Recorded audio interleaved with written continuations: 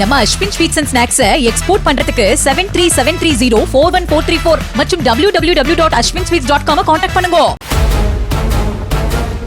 உளுந்தூர்பேட்டை அருகே வீட்டில் தனியாக இருந்த 12ஆம் வகுப்பு மாணவியை வீடு புகுந்து பாலியல் வன்கொடுமை செய்ததாக சத்தியமூர்த்தி என்ற கூலி தொழிலாளியை போலீசார் போக்சோ சட்டத்தில் கைது செய்து சிறையில் அடைத்தனர்.